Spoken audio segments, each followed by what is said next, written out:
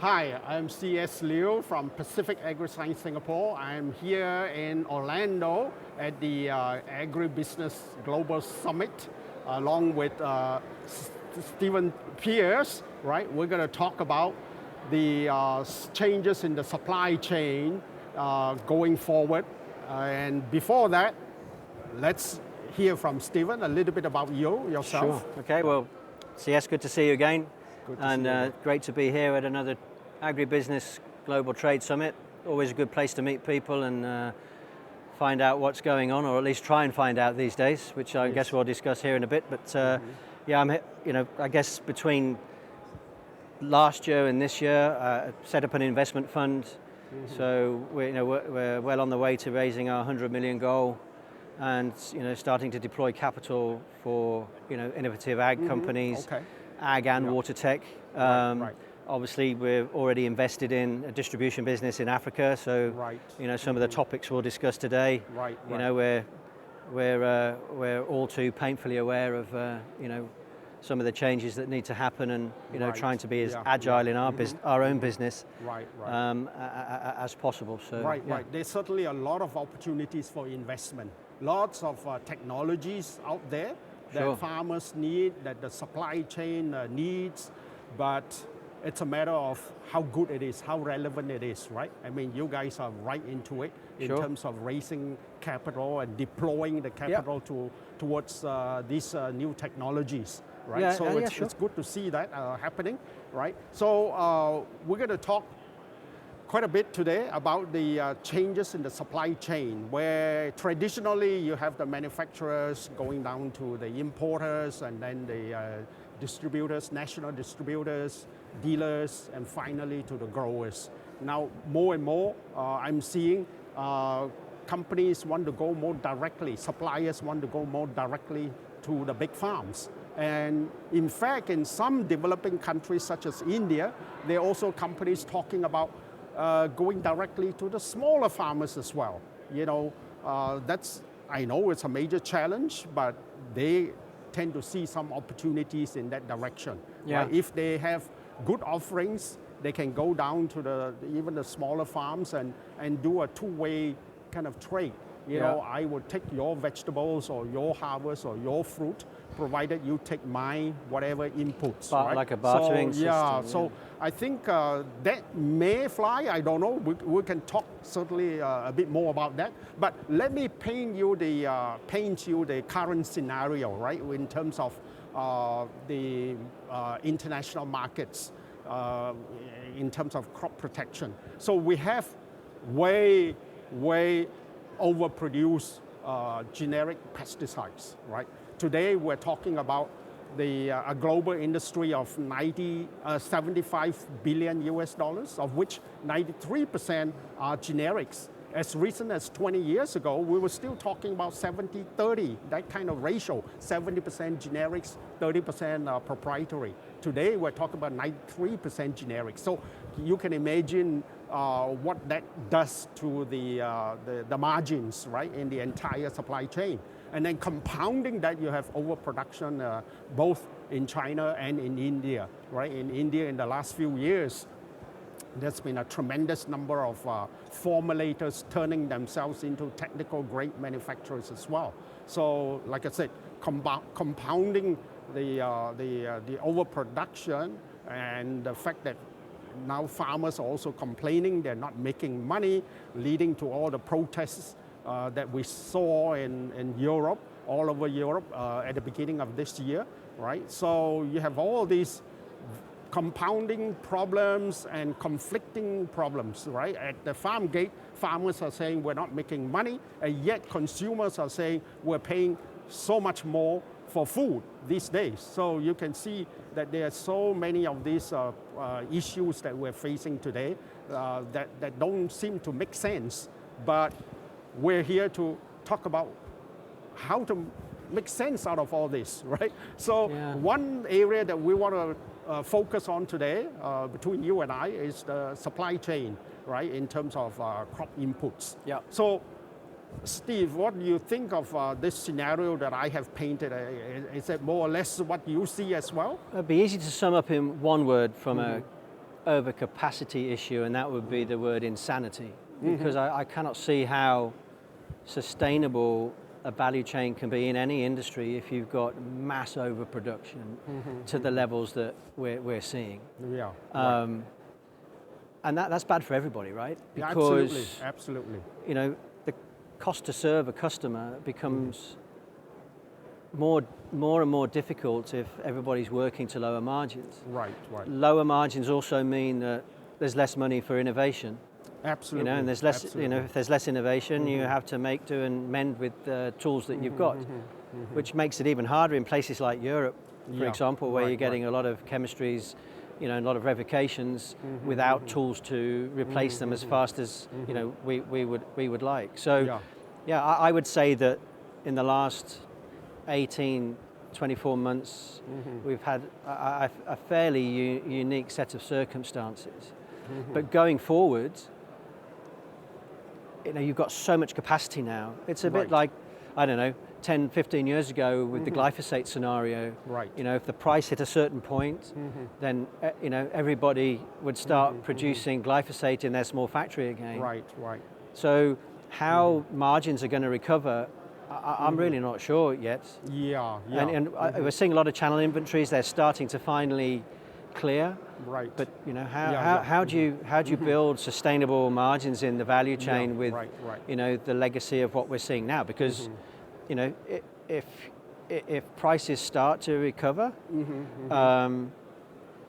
more people are going to start manufacturing, then the price is going to drop again. So it's going to be very difficult. And from a supply chain perspective, I would assert that if you don't have an agile supply chain where you've got your S&OP process, your sales and operations planning process, so for sales forecast to demand plan to supply plan, supply plan to procurement, you know, your shopping plan. Right. You're going to be in a world of hurt. Because it's going to come back and bite you. Yes. Now, I said earlier about you know, production at the farmer level, right? You know, with all these gyrations in the marketplace, you have war, you have climate change, you have government legislations imposing upon the farmers, and those were some of the issues that led to all the farmer protests in the first place, right?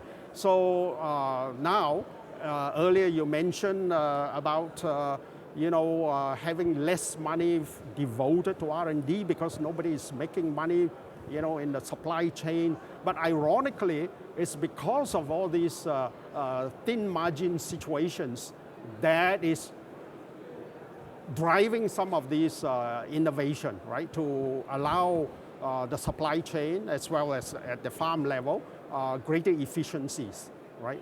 Yeah. Do you see that? Yeah, I do. I mean, you know, it's one of the driving forces in terms of, you know, innovation. Yeah, for sure. I mean, and you know, when you talk about innovation, you know, we're all being asked to do more with less, right? Yeah. So, you know, in formulation innovation, you know, a lighter chemical footprint, if you like, you know, demands that we start using more precision agricultural tools, and they're you know, they're starting to come. Yeah. You've got the additional dynamic of, you know, IPM, right? Which is your, you know, your one of your soapboxes in terms of integrated pest management. You've been doing it for a long time, right? Yeah, as I said before, I'm one of the first graduates in IPM from Iowa State University way back in 1979. There you go. So you're one of the founding fathers of IPM, we're right? Still a practitioner as well as you know, influencer in that direction. But you've got this dynamic where traditional let's call it conventional chemistry for want of a more suitable label. The structures and the supply chain, for the most part, are pretty well set, right? Right. When you start looking at integrated pest management, we do a lot of this in our African businesses. Right. You're starting to look at microbials and other things that have a more limited shelf life. Right. And require a different kind and a different level of management. And that different kind of management requires a more consultative sale. Absolutely. So they're very different. Right. They're very different sales processes. So you start, you know, nesting microbials in with chemistry, like they are in Brazil, for example, right, to manage Yep. resistance. Right.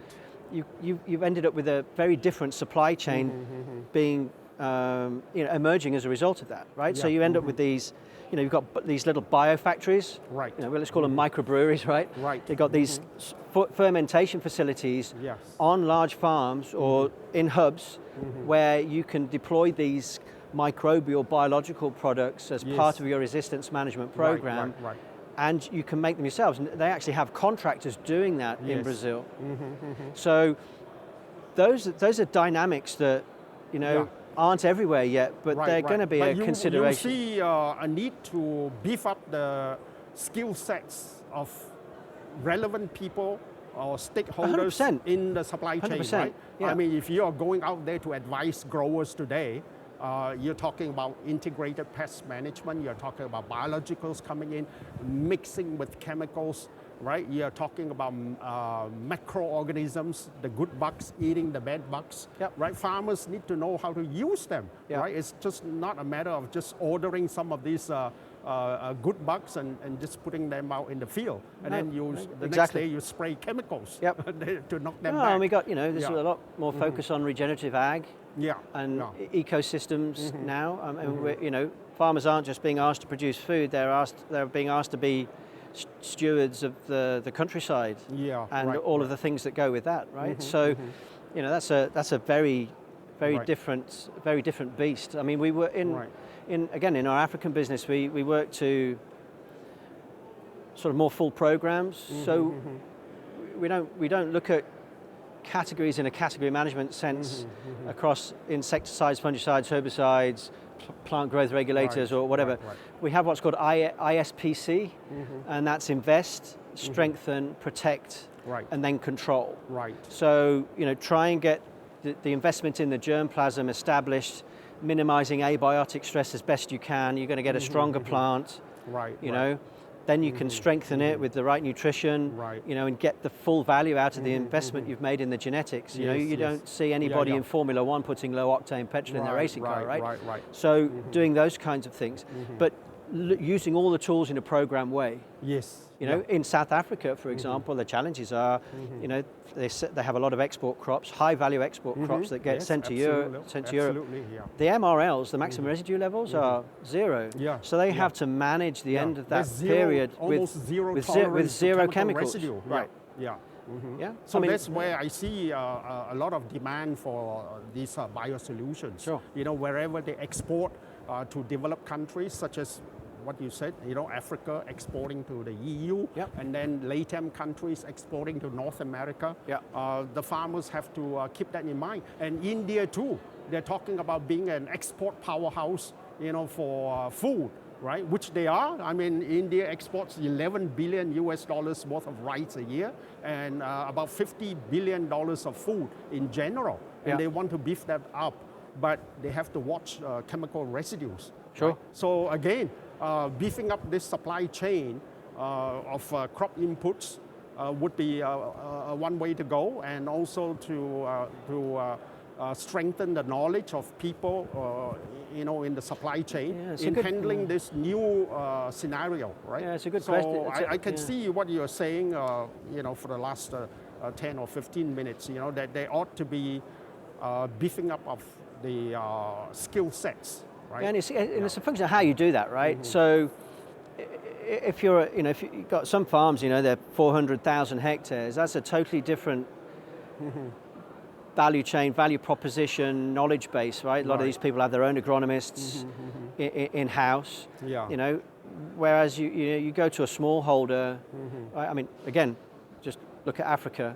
Yeah. The whole extension service, well, not all of it, but a lot of the Yeah. extension service in Africa, the guys that would go and help people, teach them how to do things, that's gone. Yeah. So people are relying on more digital tools now, right? So right. you've got things out there like Plantix. Yeah. Okay, Yeah. so a guy can just take and a be able picture, to know what it say is, what is the disease, what the stage and is, where to go and buy it. whatever the chemical or exactly solution that. is. Yes. Those are the kinds of tools that are going to become more and more prevalent. Yeah. And But needed. ironically, these are the tools that will still make the distribution chain relevant, right? I mean, we're talking about all the big guys wanted to go directly to the farms, right? The bigger farms, and then on the defense side, from the reseller and the distributor, what can they do to defend their market? That's right? That's a hot potato right now, isn't it? Because so they have to make themselves relevant. Well, I mean, people buy from people, right? Right. I mean, and we've got a lot of AI and all this kind of stuff. I mean, I was talking to a patent attorney the other day. He reckons in 30 years' time, AI will be writing its own patents. Right. Yeah, but who does the patent litigation when someone infringes a patent, right? Yeah, so absolutely. It's all about people at the end of the day. And I think we forget that you've got retail. They have a level of intimacy with their growers, and that's a really important interface. Right. But they respond to a grower's demand. But then they'll go to their wholesaler and they expect their wholesaler to be stocking all of the things they need to supply the grower. So generally it's the wholesaler that's getting squeezed from a working capital perspective. So isn't it ironic? The more they need to stock, the less ability they have to make a decent margin. Yeah, right? and walk around here today and go and ask every single manufacturer if they're prepared to put some skin in the game and put consignment stock on the ground in country, and just see how many would do that. I would hazard a guess it would be near zero, right? So when we finish talking, the two of us are going to have a walk around. Okay, we'll take a poll and we'll come back. We'll come back to everybody. But ask them that question. They're serious issues because the lower the margins are, the less working capital there is available to keep the whole thing moving. And I think there'll be some critical shifts in wholesalers buying retail. Different things being made, different things happening, people getting smarter with their logistics. Right. I think there'll be less retail outlets. Right. I think there'll be bigger hubs. Yeah. But ultimately, you have to deliver the right product on time in full, and that is all back to the basics of understanding forecast and building accurate demand plans. And that's getting harder and harder to do with all the changes in the weather, droughts, all the surprises we get.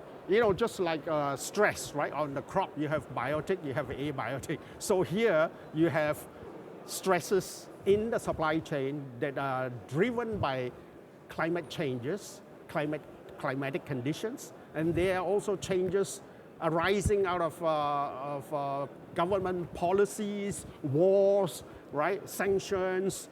These are also causing a lot of gyrations, right? In the supply chain. So I think. So some you can control, but by and large, lots of and nothing happens. And nothing happens without water in our business, right? Yeah, absolutely. And I don't think we focus anywhere near enough on water scarcity as something that's always there in the People in often the background. talk about food security, right? I always say that water security, in fact, going forward, is a more significant issue. And we're deploying capital in water tech a lot more because. Being able to have access to good, reliable water supply is critical because not only do we not know we're getting more rain, but it's erratic as to where it's falling and how much it's falling, and that's getting harder and harder to and when to it predict. is falling, and how much is falling, right? Yeah. So today you can have a drought situation, tomorrow you can have a flood situation. Well, go in the same geography. 3 or 4 hours up the road into Georgia, right? I mean, we had a lot of rain here in Orlando. Had tornado warnings. They had something like 20 inches of rain due to fall in 48 hours. Right. I mean, how do you manage something like that, right? So exactly. It's hard. And then talking about supply chain consolidation, supply chain changes, they are, again, all these factors that are not controllable that are occurring out there, right? It's making life even more difficult, right? Yeah, so sure. I don't know. Do you see any solutions, any tools that are coming up that are out there in the pipeline? Well, there's a lot. Smarter. There's smarter. There's a lot of smart irrigation systems coming out there. We're seeing more of that. I think there's, a lot more to be done on integrating some of the digital platforms that there are between satellite, what you can do on the ground, weather stations, algorithms that can start to predict not only, we got all the key indicators for a fungal storm. in this area.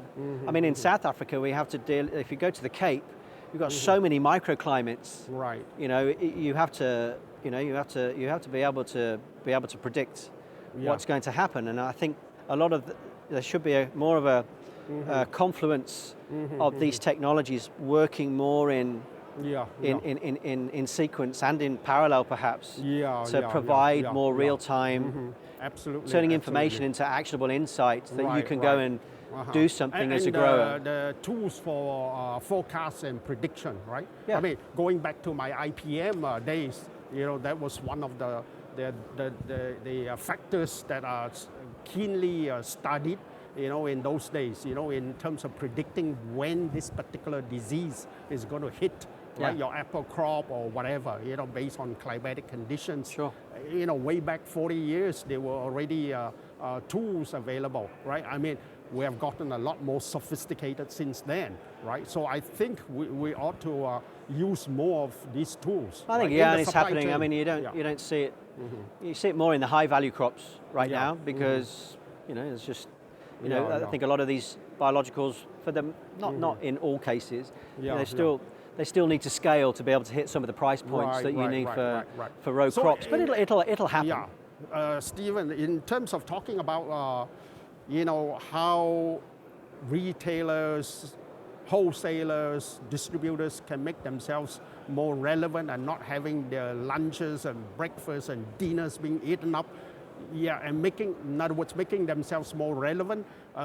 You think that they can beef up some of these services and knowledge that they can disperse to their growers to make themselves relevant?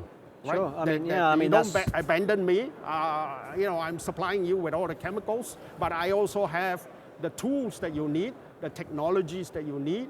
Right? We talk about drones as well, and how do you deploy drones to smaller farms? Farmers cannot buy the drones, right? It needs to be dispersed. You know, this service, this drone service, application service, by somebody like a distributor in the local area, right, or dealer. Yeah, I mean, you've got to be relevant, right? Yeah. I mean.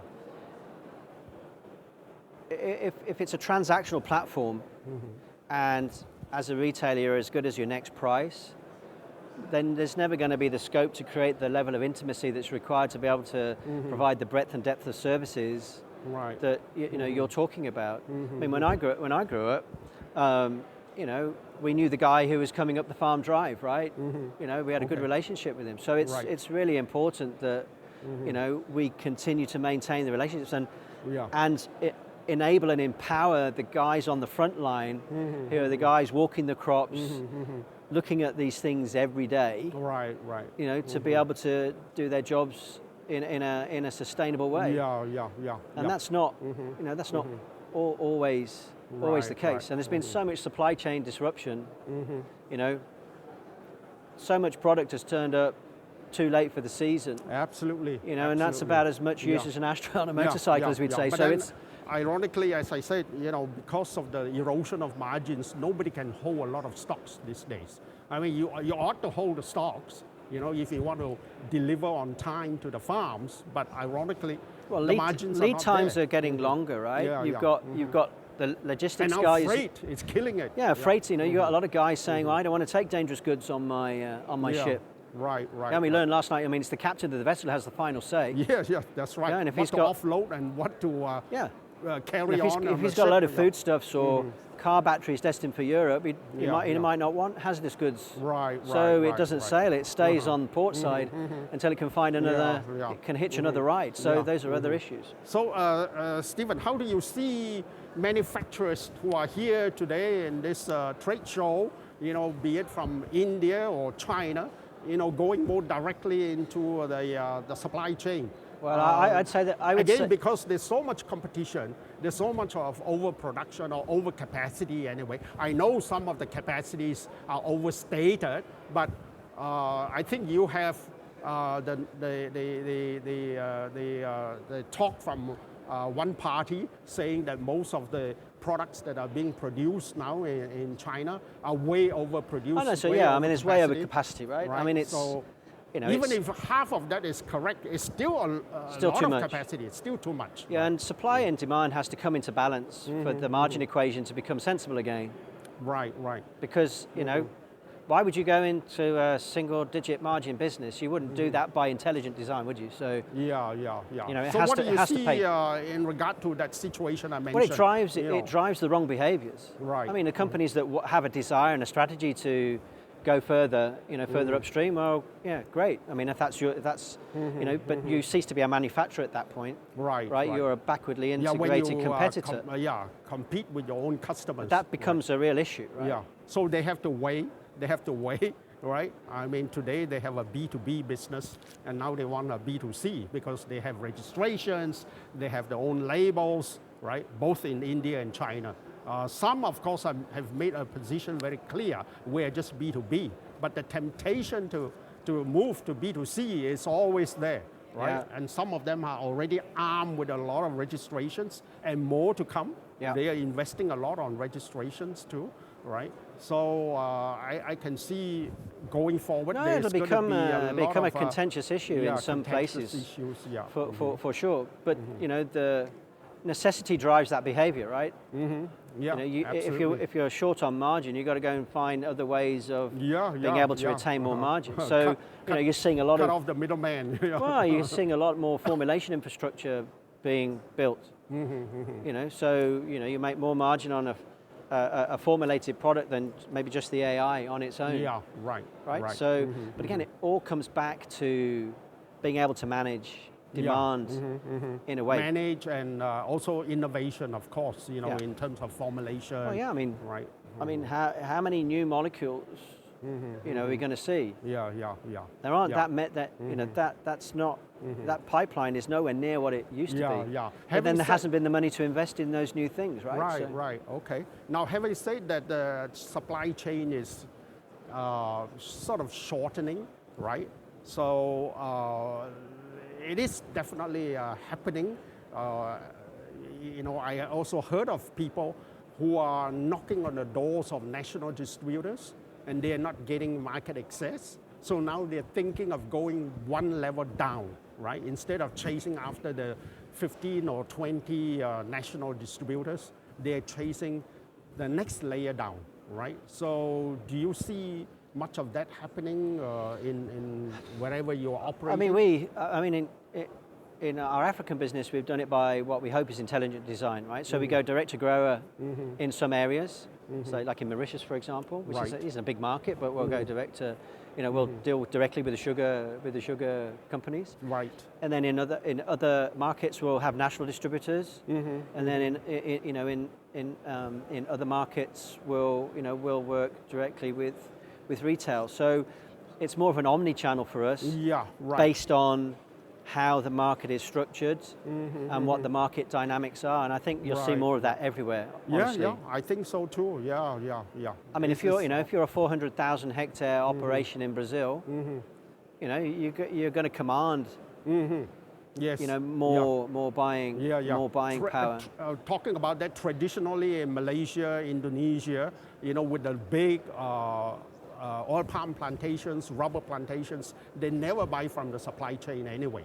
They always put whatever they need out on tender basis, right? So they're getting direct supplies. But if you're going direct to retail, right, your working capital carry is much higher. You've got to be prepared to, one, put the infrastructure in place to be able to serve the customer and be reliable to be able to maintain that relationship and not be transactional. All right. Okay. All right. So it's, it's going to be challenging. Yeah. So omni-channel, right? It's bound to stay that way, right? I don't think the supply chain is going to wiping out all the distributors and resellers of the world. We'll see some movement. It's not going to change 180 degrees. But I think in the next 10 years, I think we'll see a very different different the dynamics value chain. will be different, the constitution will be different, the kind of products and supplies will be a little bit different, and the level of service they need to deliver to the growers to make themselves relevant will be there, I think, right? Yeah. So I think going forward, you and I agree that that's the scenario going forward. They're not going to die off, the supply chain, the distributors, No, the look, everyone, dealers. everyone has to eat, right? Yeah. I mean, everybody here has a vested interest in protecting food. Okay, great talking to you, Likewise, mate. Stephen. Good to see you. All right, Thanks. good to see you.